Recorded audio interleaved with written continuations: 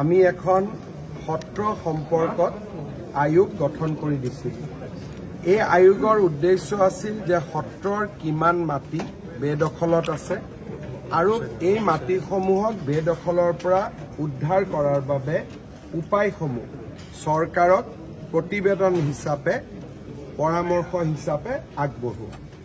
মই অত্যন্ত আনন্দিত যে প্ৰায় 150খনতকৈও অধিক সত্ৰ ভ্ৰমণ কৰি আৰু বাকি বিভিন্ন ধৰণে সত্ৰাধিকাৰ বা সত্ৰৰ লগত জড়িত আটাইৰে সৈতে কথা বতৰা পাতি দুটা খণ্ডত সত্ৰ আয়োগে এখন বিস্তৃত প্ৰতিবেদন চৰকাৰক দাখিল কৰিছে।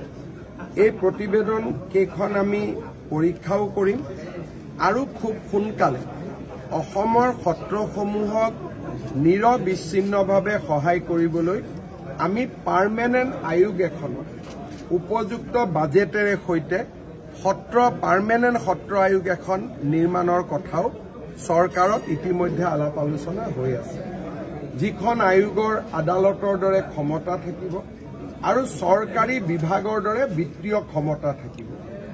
এই সম্পৰ্কত আমাৰ চিন্তা চৰ্চা চলি আছে। ছেপ্টেম্বৰে হওক বা ফেব্ৰুৱাৰীয়ে হওক আমাৰ এই চৰকাৰখনৰ কাৰ্যকালৰ ভিতৰতে সেই আইনখন আনিবলৈ আমি চেষ্টা কৰি আছো। আজিৰ প্ৰতিবেদনখনে এই ক্ষেত্ৰত আমাক যথেষ্ট সহায় কৰিব। মই সকলোলৈকে ধন্যবাদ।